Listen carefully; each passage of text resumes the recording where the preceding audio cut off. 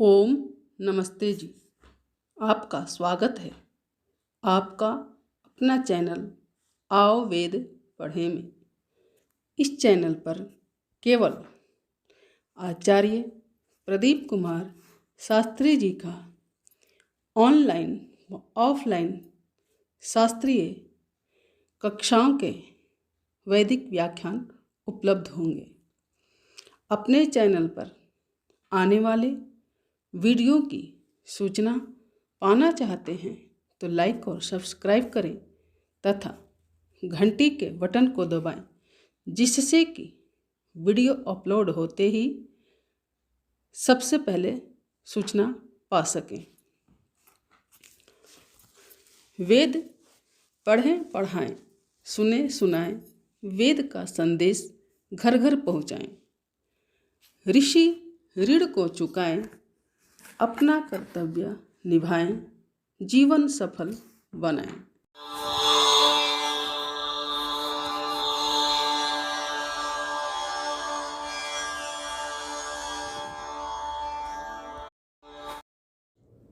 ॐ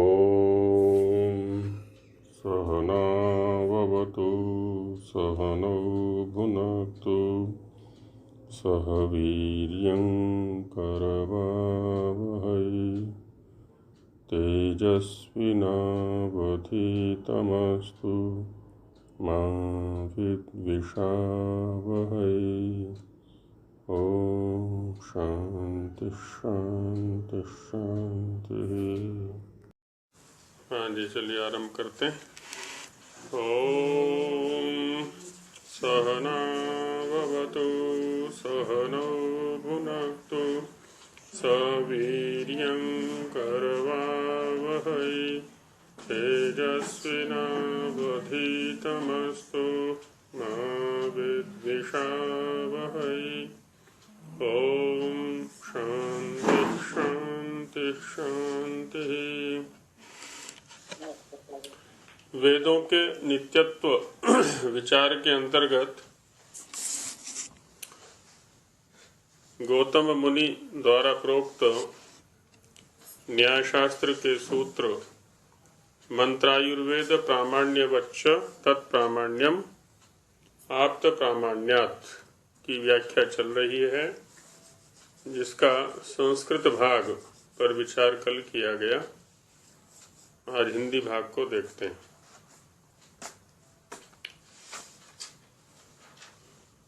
किन्हीं का कुछ विचारणीय हो तो आरंभ में रख सकते हैं।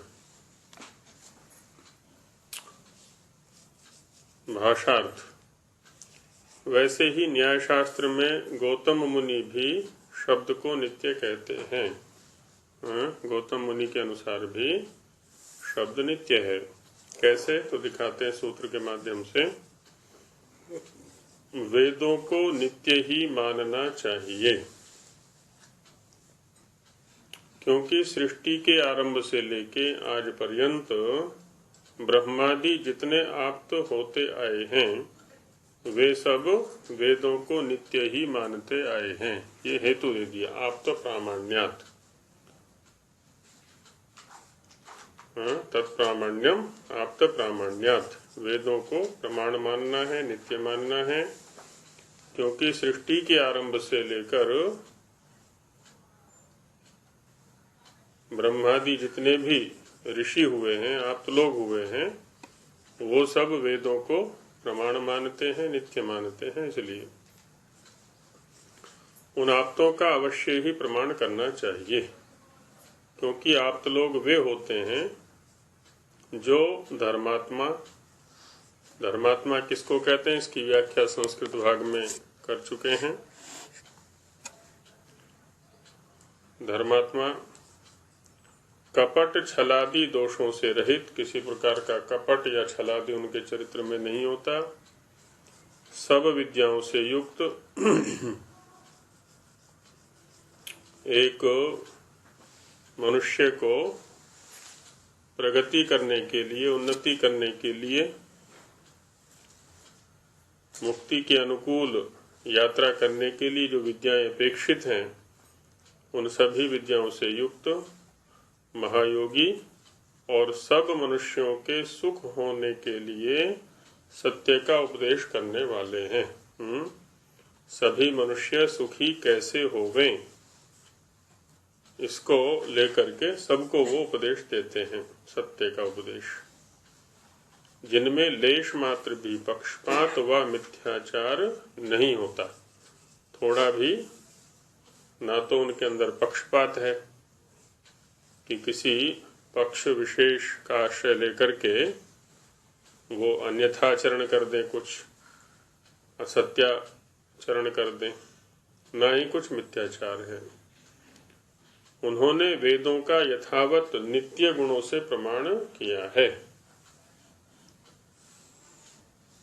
वेदों का अध्ययन किया, उनको समझा, उनको साक्षात किया और उसमें पाया कि ये नित्य गुणों से युक्त है, नित्य हैं।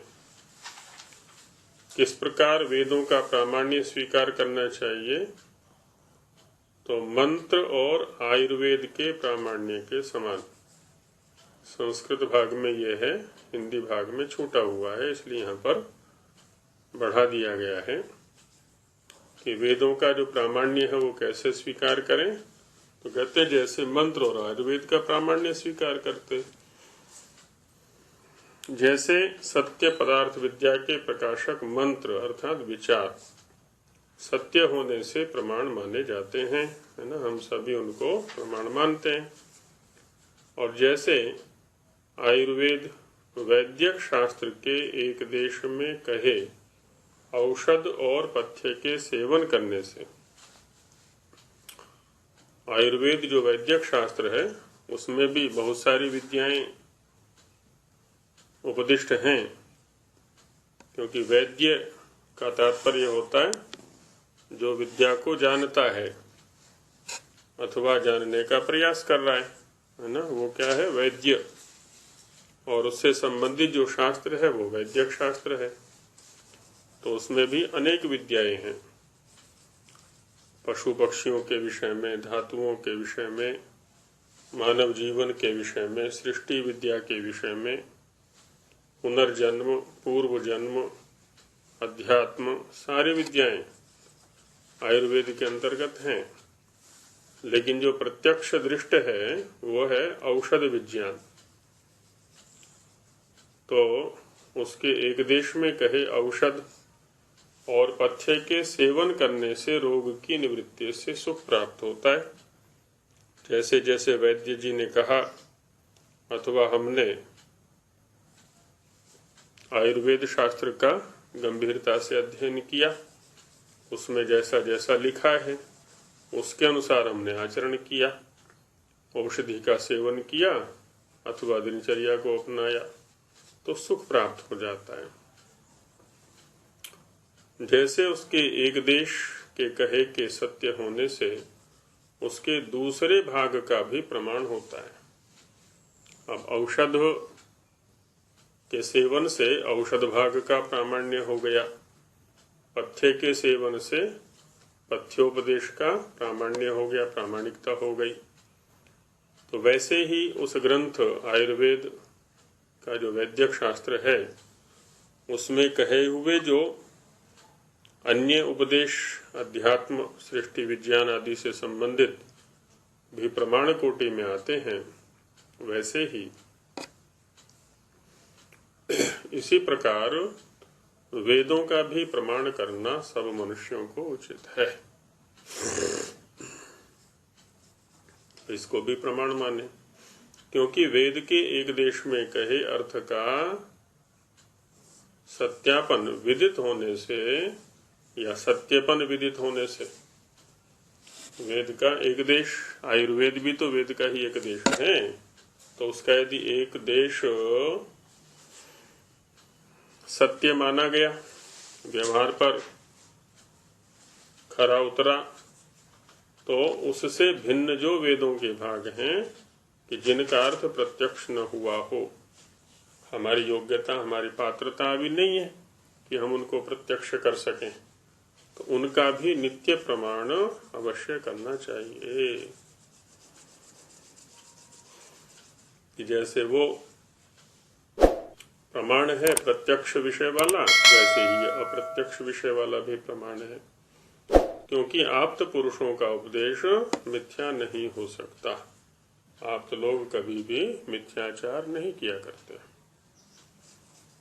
इस सूत्र के भाष्य में वात्स्यायन मुनि ने वेदों का नित्यत्व होना स्पष्ट प्रतिपादन किया है। अब गौतम मुनि के सूत्र के ऊपर जो वात्स्यायन मुनि का भाष्य है, उसका स्पष्टीकरण स्वामी जी महाराज दे रहे हैं कि जो आप्त लोग हैं वे वेदों के अर्थ को देखने, दिखाने और जनाने वाले हैं। स्वयं देखते हैं माने प्रत्यक्ष करते हैं, दूसरों में भी प्रत्यक्ष करने का सामर्थ्य उत्पन्न करते हैं, उनको बोध कराते हैं। जो उस मंत्र के अर्थ के दृष्टा अर्थात प्रवक्ता होते हैं, वे ही आयुर्वेद आदि के बनाने वाले हैं, है ना। जिन्होंने मंत्र का प्रवचन किया, दर्शन किया, साक्षात किया, जो अप्रत्यक्ष विषय वाले हैं, तो उन्हीं लोगों ने आयुर्वेद को भी बनाया है। तो जैसे उनका कथन आयुर्वेद में सत्य है, आयुर्वेद माने जो प्रत्यक्ष दर्शन का विषय है वो सत्य है, व्यावहारिक है, वैसे ही वेदों के नित्य मानने का उनका जो व्यवहार है, क्योंकि वो लोग वेदों को नित्य मानते हैं, प्रमाण मानते हैं, तो वैसे हमें भी मानना चाहिए। सो भी सत्य ही है, ऐसा जानना चाहिए, मानना चाहिए।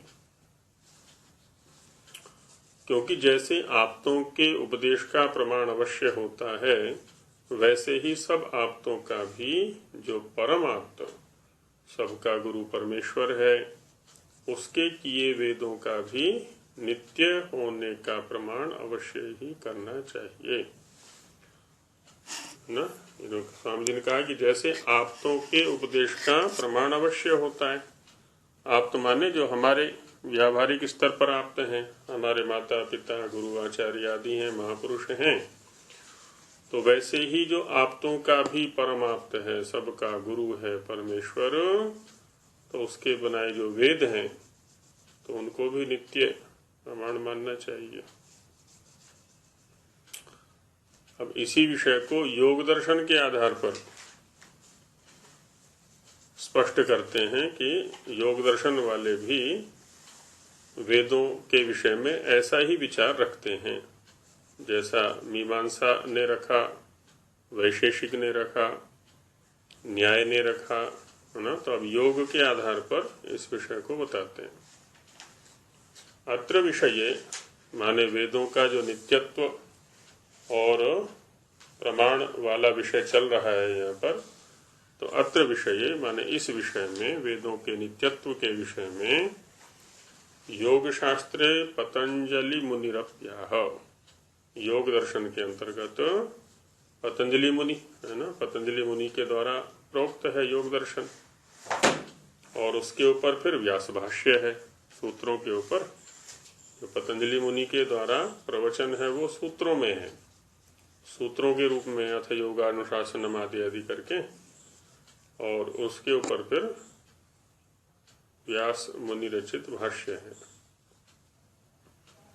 तो पहले सूत्र दिखाते हैं कि स एष पूर्वेषामपि गुरुः कालेन नवच्छेदात्। स एषः, ये भी भाषा की एक शैली है। पहले भी इस पर चर्चा कर चुके हैं कि एषः जो है ये वर्तमान काल के विषय को दिखलाता है ना, यह, और सह माने वह परोक्ष विषय को दिखलाता है या पूर्वोक्त विषय को दिखलाता है। सह जिसकी पहले चर्चा करके आए हैं, एषः यह जो हमारे लिए ग्राह्य है, वो कैसा है, पूर्वेषामपि गुरु, गुरुओं का भी गुरु। एक तो हमारे सामने इस समय साक्षात गुरु हैं, जिनसे हम अध्ययन कर रहे हैं, ज्ञान लाभ कर रहे हैं। उन गुरु जी का भी कोई गुरु होगा, जिनसे हमारे गुरु जी ने पढ़ा, और उनका भी कोई गुरु होगा, तो ऐसे गुरु परंपरा को देखते चले जाएं। तो उनके भी गुरु, उनके भी गुरु, उनके भी गुरु, तो जो सबसे पहले बैठेगा ना, पूर्वेशाम अपि गुरु, और वो गुरु ऐसा है जहां काल की कोई बाधा नहीं है, काल की कोई सीमा नहीं है, मर्यादा नहीं है। ये जो परमेश्वर के अतिरिक्त गुरु हैं, मनुष्य शरीरधारी, इनके यहाँ तो काल का अवच्छेद है, काल की सीमा है, मर्यादा है। अलग अलग काल में अलग अलग वयोवस्था को लेकर के ये गुरु रहते हैं, उपदेश करते हैं। उपदेश का सामर्थ्य भी अलग अलग अवस्था तक रहता है ना। कोई 50 वर्ष रहे, कोई 100 वर्ष रहे, कोई 60 वर्ष रहे, आदि आदि। लेकिन वो गुरु ऐसा है जहां पर काल की कोई बाधा नहीं है कि कितने वर्ष तक रहेगा। वो तो सदा ही रहने वाला है, सदा से है, सदा रहेगा। तो स्वामी जी महाराज इसका व्याख्यान करते हैं कि यह पूर्वेशाम, पूर्वेशाम अर्थात पूर्व वालों का। पूर्व वाले कौन से हैं? तो सृष्ट्यादौ उत्पन्ना नाम, सृष्टि के आदि में जो उत्पन्न हुए, है ना। हमारी दृष्टि से पूर्व, उनसे पूर्व, उनसे पूर्व, उनसे पूर्व, सबसे पूर्व, सृष्टि के आदि में कौन है वो? अग्नि, वायु, आदित्य, अंगिरो, ब्रह्मादि नाम। अग्नि हैं, वायु हैं, आदित्य हैं, अंगिरा हैं, ब्रह्मादि हैं, और भी बहुत सारे युगल उत्पन्न हुए उस समय। लेकिन जो योग्य हैं उन्हीं का परिगणन यहाँ पर किया जा रहा है।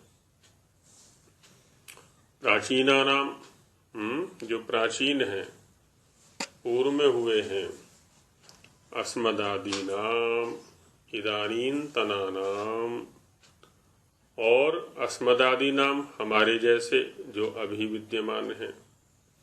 हम भी तो ईश्वर के द्वारा प्रोक्त जो विद्या है उसी से ज्ञान लाभ कर रहे हैं।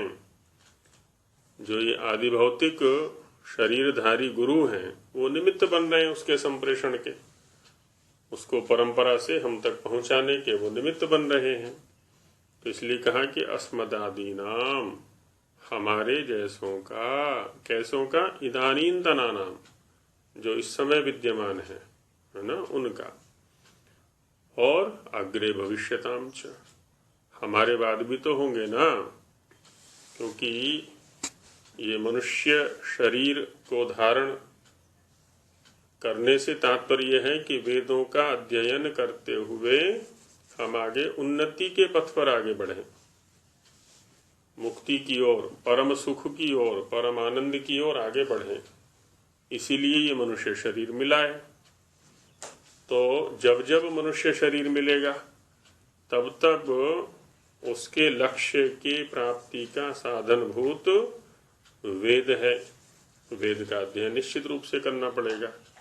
नैमित्तिक ज्ञान की आवश्यकता हम सभी को होती है।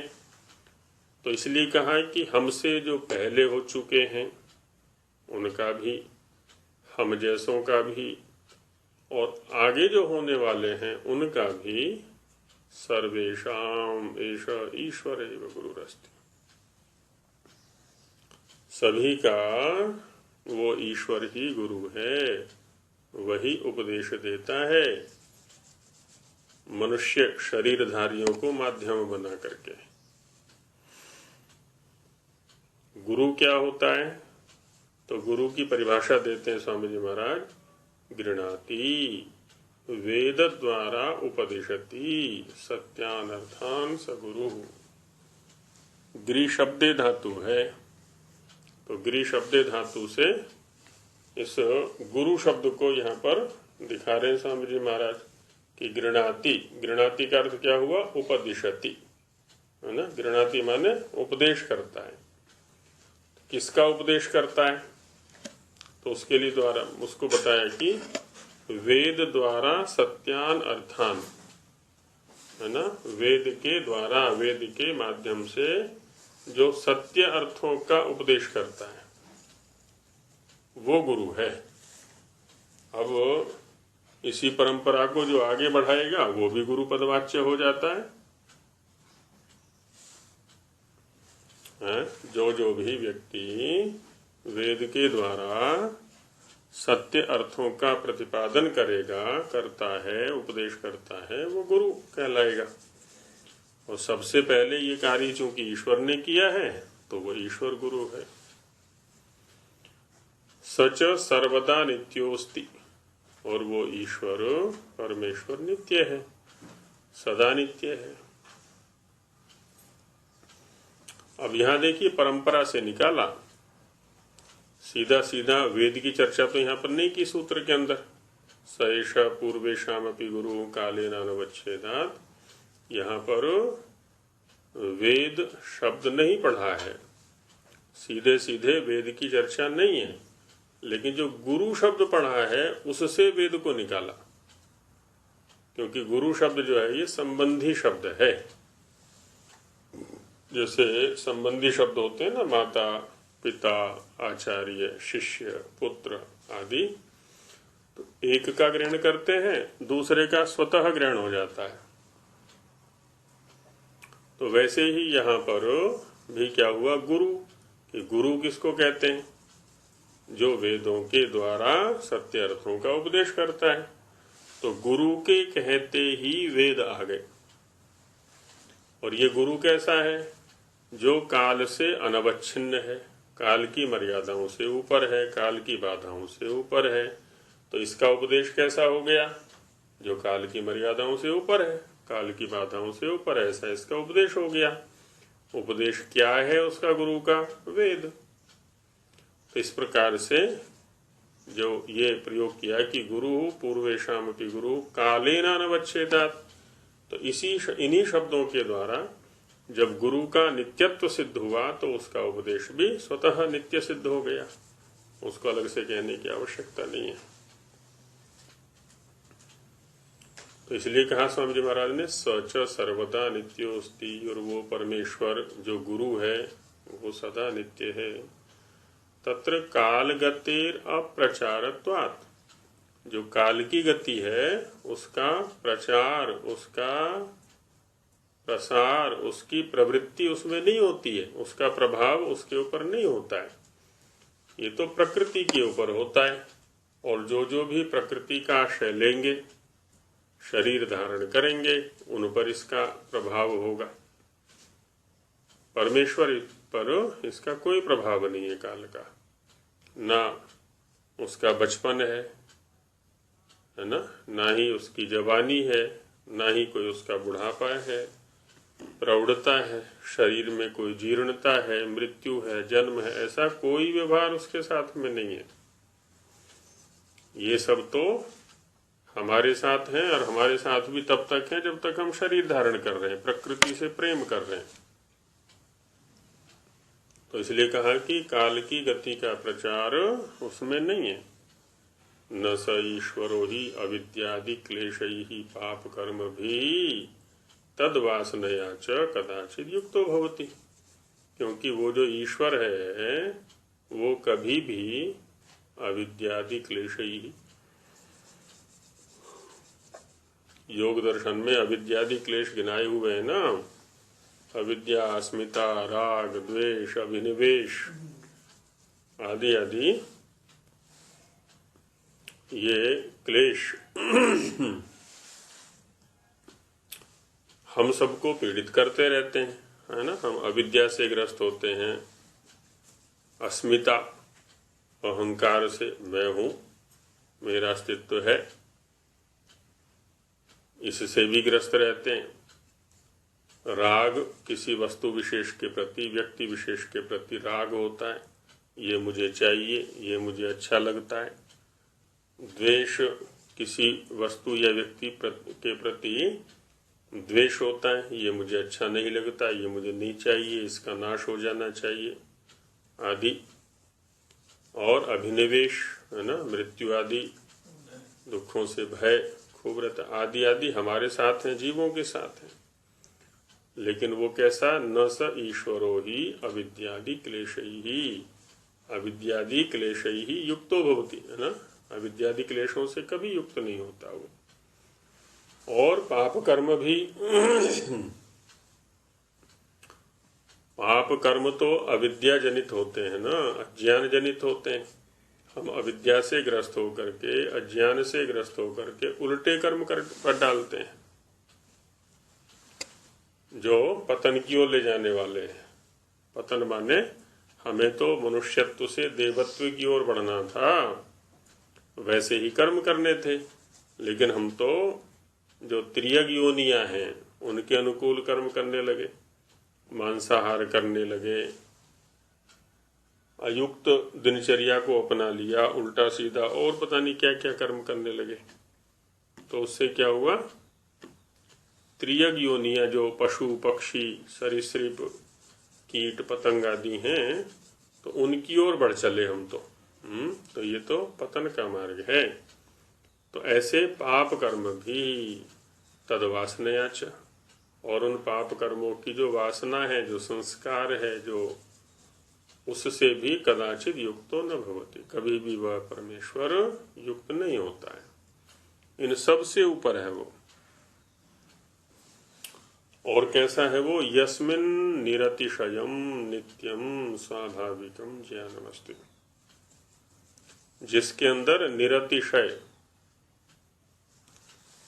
ईश्वर के पास जो कुछ भी है वो सब कुछ निरतिशय है, और हमारे पास जो कुछ भी है वो सातिशय है ना।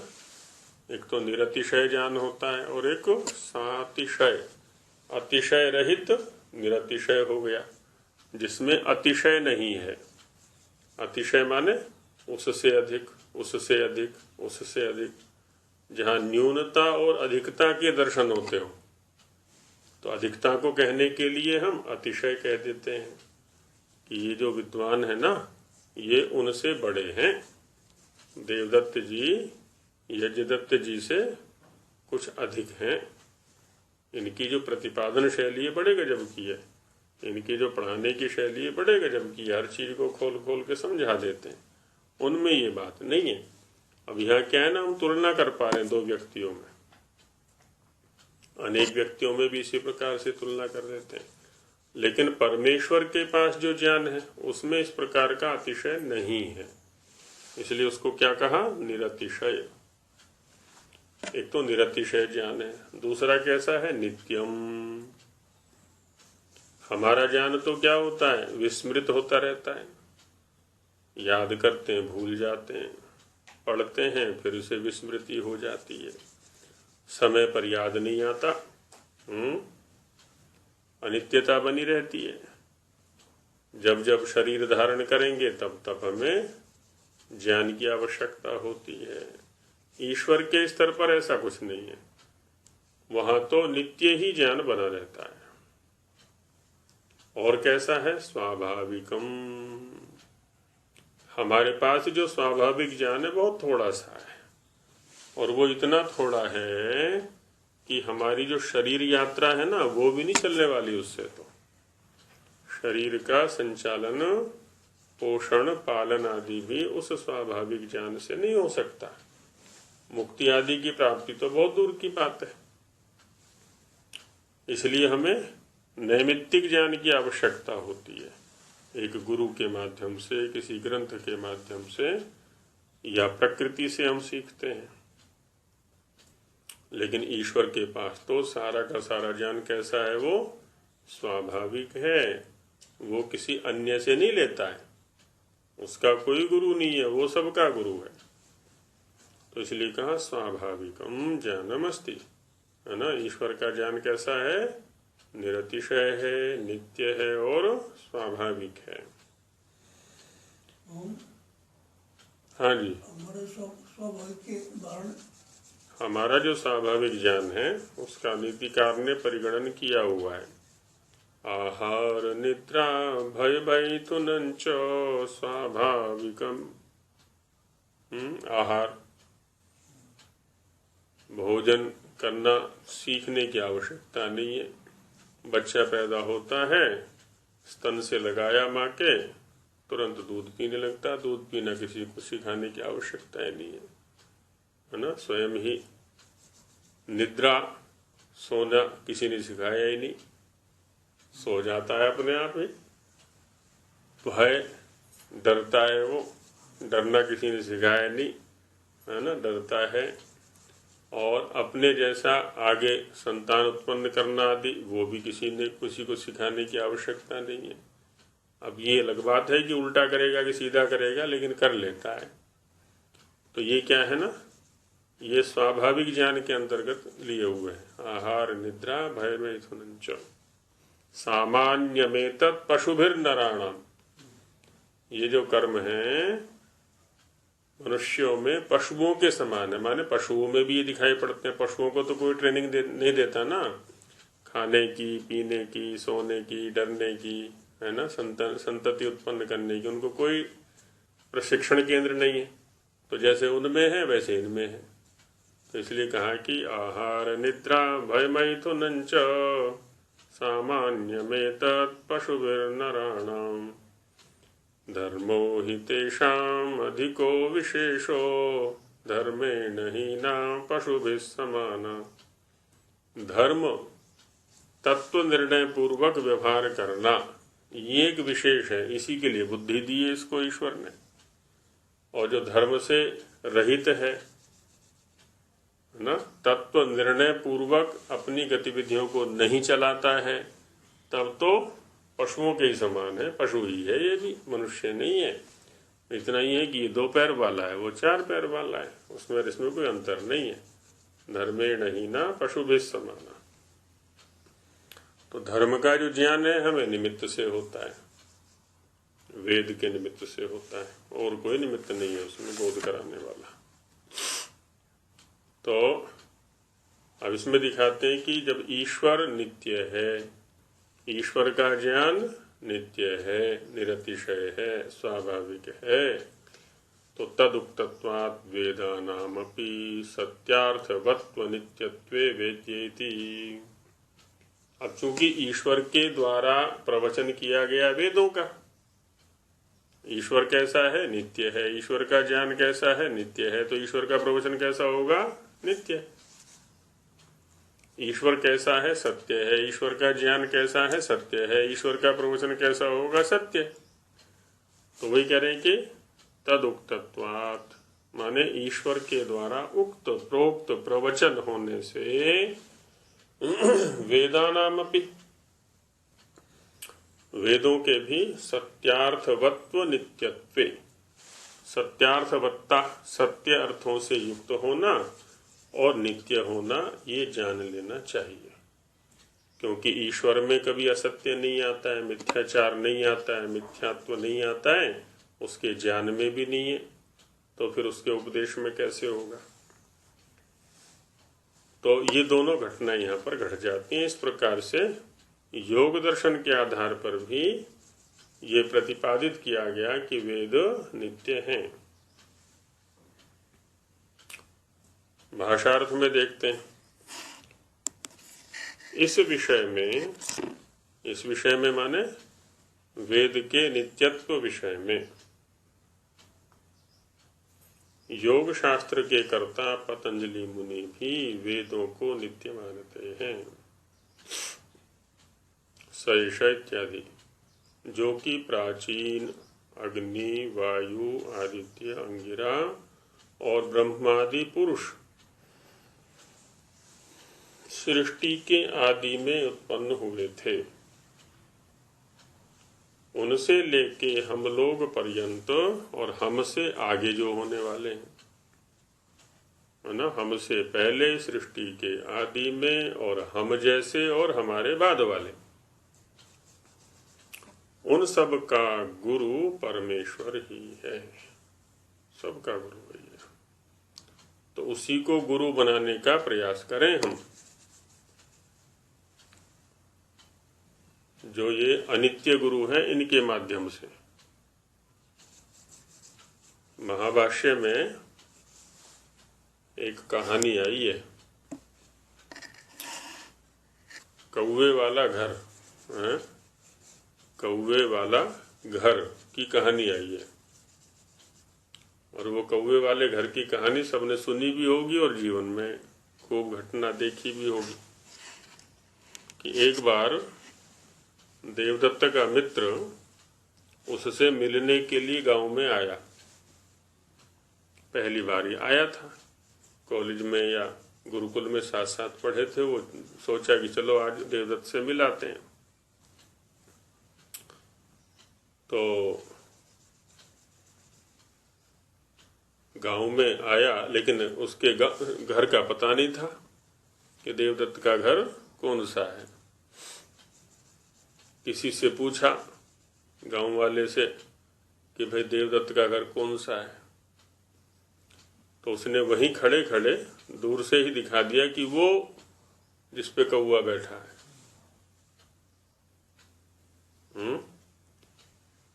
कौन सा घर है देवदत्त का? जिस पर कौआ बैठा है। अब जैसे ही वो आगे चला तब तक कौआ उड़ गया। अब कैसे पता करे कि देवदत्त का कौन सा घर है? अब यहां पर सारे के सारे घर एक जैसे दिखाई पड़ रहे हैं। सबकी बुर्जी एक जैसी, चोटी एक जैसी, किवाड़ एक जैसे, है ना। देखने में सारे घर एक जैसे दिखाई पड़ रहे हैं। अब कैसे वो निर्णय करे? तो भाष्यकार ने वहां आक्षेप किया पहले कि कैसे निर्णय करेगा, सारे तो एक जैसे हैं। तो फिर समझाया कि देखो, जो मनुष्य प्रेक्षा पूर्व कार्य होता है, प्रेक्षा पूर्व कार्य माने कुछ भी कार्य करने से पहले विचार करने का स्वभाव जिसका होता है, वृत्ति जिसकी होती है, यश मनुष्य प्रेक्षा पूर्व कार्य भवति, है ना। तो वो देखता है कि इसने बताया कि जिसके ऊपर कौआ बैठा है वो घर है। इसको पता है कि कौआ तो कभी भी उड़ सकता है। कौआ जो है वो नित्य साधन नहीं बनेगा मेरी पहचान का। तो जब कौआ वहां पर बैठा था, जब उसको ये उपदेश किया गया कि जिस पर कौआ बैठा है, तो उसी समय उसने उस घर के किसी नित्य चिन्ह को देख लिया, क्योंकि उसको पता है कि कौआ तो अनित्य है, कभी भी उड़ सकता है ये।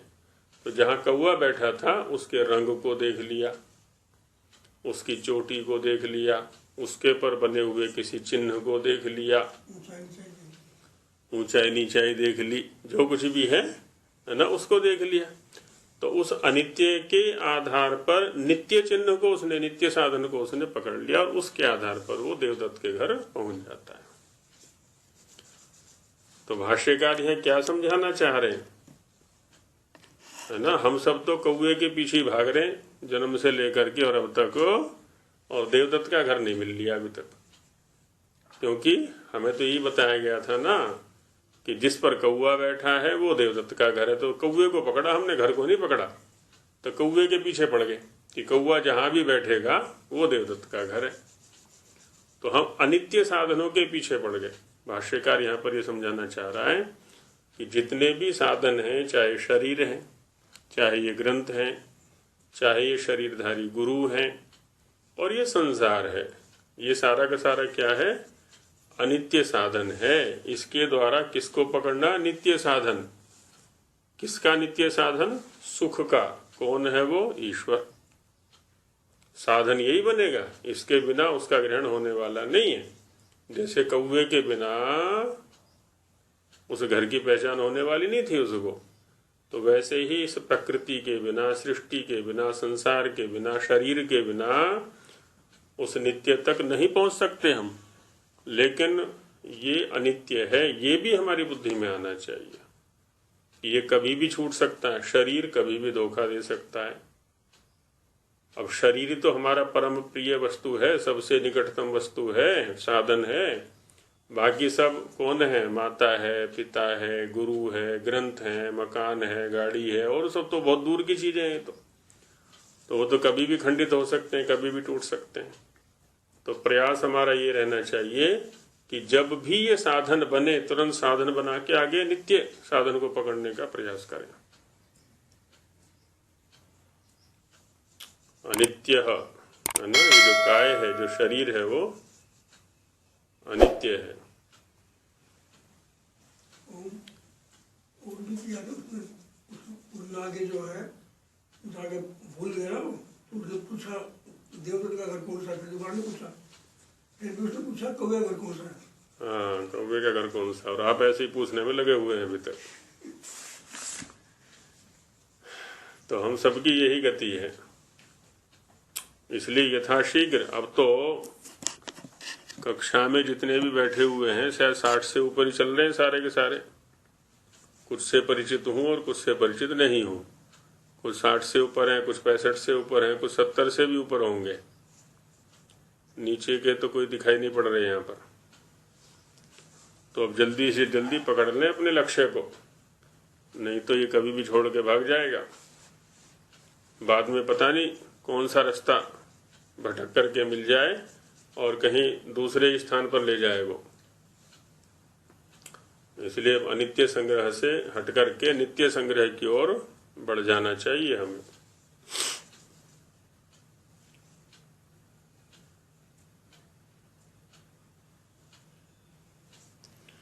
तो वही कह रहे हैं यहाँ पर स्वामी जी महाराज, सबका गुरु वह परमेश्वर ही है ना। ये बात हमारी बुद्धि में आनी चाहिए, क्या कि सबका गुरु परमेश्वर है, पहले वालों का भी, अब वालों का भी, आगे वालों का भी। माध्यम ये बनेंगे, इनके बिना हम उस परम गुरु तक नहीं पहुंच सकते, क्योंकि वेद द्वारा सत्य अर्थों का उपदेश करने से परमेश्वर का नाम गुरु है ना। जो वेदों के द्वारा सत्य अर्थों का उपदेश करता है वो गुरु कहलाता है। और उस ये कार्य सबसे पहले परमेश्वर ने किया, तो परमेश्वर गुरु हो गया। सो ईश्वर नित्य ही है। ईश्वर नित्य है, क्योंकि ईश्वर में क्षणादि काल की गति का प्रचार ही नहीं होता। जैसे इस शरीर में होता है ना, हम प्रतिवर्ष अपना जन्मदिन मनाते हैं, है ना। अब मैं 20 साल का हो गया, 30 साल का हो गया, 50 साल का हो गया, 35 साल का हो गया। हर क्षण यहाँ पर परिवर्तन चल रहा है काल के आधार पर। ईश्वर कितने साल का हो गया, तो वही कह रहे हैं यहाँ पर कि क्योंकि ईश्वर में क्षणादि काल की गति का व्यवहार नहीं है वहां पर कि कितने वर्ष का हो गया। वो तो सदा से है, सदा रहेगा, अभी भी है, हमारे अंदर होता रहता है, जीवों के अंदर ये व्यवहार होता रहता है। और वह अविद्या आदि क्लेशों से, हम तो पूरी तरह से आकंठ निमग्न हैं अविद्या आदि क्लेशों में, और अविद्या के इतने पक्के संस्कार हो गए हैं कि उनको छोड़ने के लिए तैयार नहीं है ना। अविद्या को छोड़ने के लिए तैयार नहीं, उसको कस के पकड़े हुए। कहानी अवश्य दूसरों को सुनाया करते हैं, किसकी, खंबे ने मुझे पकड़ लिया, खूब सुनाते हैं कहानी।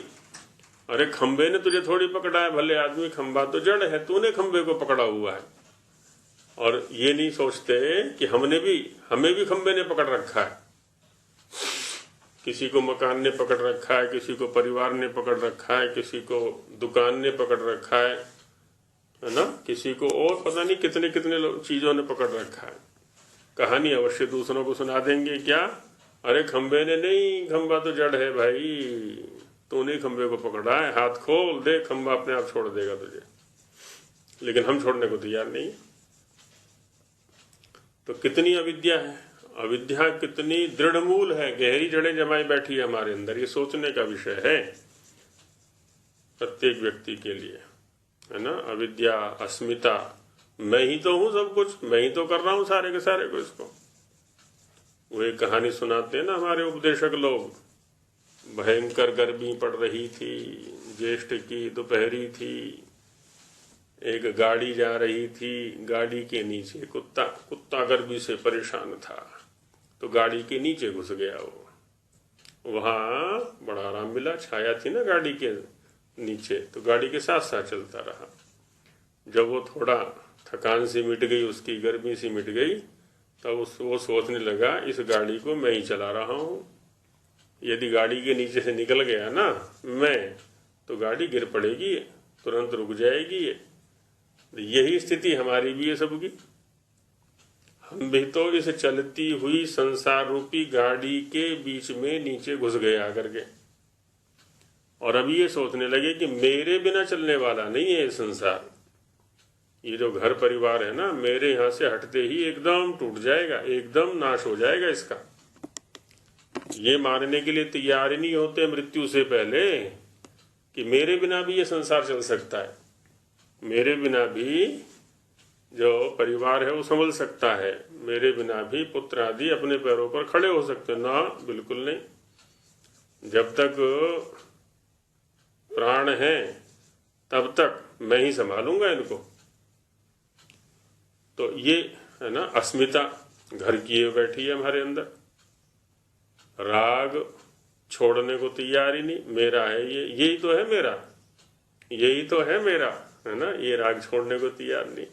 एक बार किसी के प्रति विपरीत भाव हो गया तो उसको भी छोड़ने को तैयार नहीं, मारूंगा, या तो ये रहेगा या मैं रहूंगा, इसका नाश करके रहूंगा पूरी तरह से। भला तेरा क्या अधिकार है विनाश करने का?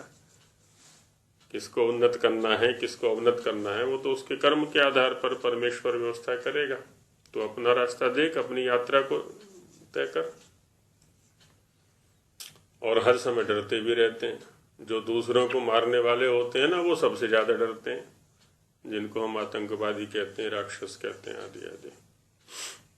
तो हम तो एकदम आकंठ निमग्न हैं इन क्लेशों के अंदर, और वह अविद्यादि क्लेशों से। लेकिन परमेश्वर में ऐसा कोई क्लेश नहीं है। और पाप कर्म, हम तो पाप कर्म करते हैं और उसकी पुण्य के रूप में व्याख्या कर लेते हैं। और आजकल जो वकील वर्ग है, चिकित्सक वर्ग है, यहाँ तक कि विद्वत वर्ग भी है, वो भी व्याख्याएं अपने अनुसार घड़ लेते हैं उसको छिपाने के लिए। लेकिन ईश्वर के पास ऐसा कोई अवसर नहीं है। और पाप कर्म तथा उनकी वासनाओं के भोगों से अलग है। किसी भी प्रकार की कोई वासना ही नहीं, जब कभी पाप कर्म किया ही नहीं, क्लेशादि उसके अंदर आए ही नहीं, तो फिर वासना तो कहाँ से आएगी, संस्कार तो कहाँ से आएगा? वो तो हम जीवों के अंदर भरे पड़े हैं। और जैसे जैसे हम विद्या की ओर बढ़ते हैं, विद्या में प्रगति करते हैं, वेद का स्वाध्याय करते हैं, उसको समझने का प्रयास करते हैं, वैसे वैसे ये अविद्यादि क्लेश हमसे दूर जाते रहते हैं। स्वाभाविक है ये। कैसे? जैसे प्रकाश के होने पर अंधकार नहीं ठहरा करता कभी भी। प्रकाश बढ़ना आरंभ हुआ, अंधकार उतने स्तर पर दूर जाता रहता है। यही स्थिति विद्या और अविद्या की है। जैसे जैसे हमारे अंदर विद्या की वृद्धि होती रहती है, तो अविद्या जो है या अविद्यादि क्लेश जो है वो दूर जाते रहते हैं, बहुत दूर चले जाते हैं। फिर ये परेशान नहीं किया करते। तो इसलिए इसके लिए यत्न करना है हमें, है ना। सा विद्या या विमुक्त, ये विद्या तो वही है जो मुक्ति का साधन बने। जो बंधन का साधन बने उसको विद्या नहीं कहा करते। तो फिर ये वासनाएं, ये संस्कार भी नहीं ठहरेंगे, वो दग्ध बीज हो जाएंगे सब। जैसे जैसे विद्या बढ़ती है ना हमारी, तो वैसे वैसे ये जो वासनाएं हैं इनके पाप कर्मों की या क्लेशों की, वो सब दग्ध बीज हो जाते हैं। जिसमें अनंत विज्ञान, जिसमें किसमें? ईश्वर में। उसके विज्ञान की कोई सीमा नहीं है, कोई अंत उसका नहीं है। अनंत विज्ञान सर्वदा एक रस बना रहता है। एक रस माने उसमें कभी न्यूनता या अधिकता नहीं होती। जैसे हम तो अभ्यास ना करें तो ज्ञान में न्यूनता आ जाएगी, और कुछ अभ्यास हमने बढ़ा दिया तो ज्ञान बढ़ जाएगा हमारा, कि चलो आज इसको पढ़ के देखते हैं क्या है इसमें। जैसे ही पढ़ा उस विषय का ज्ञान हो गया हमको, अब तक नहीं था। लेकिन ईश्वर के ज्ञान में ऐसी कोई बात नहीं है। वहां तो एक रसता बनी रहती है, समरसता बनी रहती है सर्वदा। कोई न्यूनाधिकता नहीं होती उसके ज्ञान में, इसलिए उसको अनंत कहा है। उसी के रचे वेदों का भी सत्यार्थपना और नित्यपना भी निश्चित है ना। जो ईश्वर ऐसा है, कैसा है, सत्यार्थ युक्त है, नित्य है, तो उसका जो उपदेश वेद है वो भी सत्य है, नित्य है। जब उसका ज्ञान नित्य है ना, वह ईश्वर स्वयं नित्य, उसका ज्ञान नित्य, तो उसका उपदेश भी नित्य हो गया। ईश्वर सत्य, ईश्वर का ज्ञान सत्य, ईश्वर का उपदेश भी सत्य हो गया, तो ये स्वतः सिद्ध हो जाते हैं। तो ऐसे तत्वों को निकाला जाता है दर्शनों से या वेदों से, है ना। गुरु शब्द को पकड़ करके स्वामी जी महाराज ने यहाँ पर वेदों का सत्यार्थपना और नित्यपना सिद्ध कर दिया। कोई ये कहे जी वेदों की तो चर्चा है ही नहीं सूत्र के अंदर, फिर वेद के प्रसंग में इस सूत्र को क्यों उद्धृत कर रहे हैं आप? तो गुरु शब्द ने हमें वेदों तक पहुंचा दिया कि गुरु किसको कहते हैं, जो वेदों का उपदेश करता है, वेदों के माध्यम से सत्यार्थ का उपदेश करता है, वो गुरु है। तो ऐसे परंपरा ज्ञान हो जाया करता है। ऐसा ही सब मनुष्यों को जानना चाहिए। कैसा जानना चाहिए? कि वो ईश्वर नित्य है, सत्य है, ईश्वर का ज्ञान नित्य है, सत्य है, एक रस है। इसलिए उसके द्वारा किया गया जो वेदों के माध्यम से उपदेश है वह भी सत्य है, नित्य है ना। ऐसा सभी को जानना चाहिए। जब ऐसा सभी जानेंगे, ऐसा मानेंगे, उसको व्यवहार में लाएंगे, तो निश्चित रूप से हम वह करेंगे जो करने के लिए हम आए हैं। क्योंकि जो वेद ज्ञान है, वेदों का जो उपदेश है, बार बार उस कर्म को करने के लिए प्रेरित भी करता है, प्रोत्साहित भी करता है, उसके फलों को दिखाता है ना। तो हम निश्चित रूप से उधर फिर प्रवृत्त होंगे। तो इस प्रकार से यहाँ आज योग दर्शन के सूत्र के आधार पर वेदों के नित्यत्व की चर्चा की गई। अब आगे सांख्य और वेदांत के आधार पर चर्चा की जाएगी, तो उसको कल देखेंगे।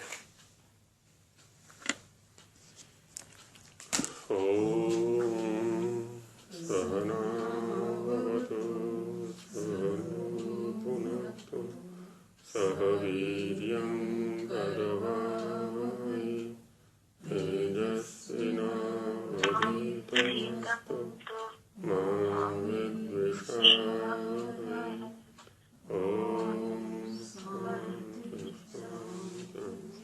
नमस्ते आचार्य जी। नमस्ते।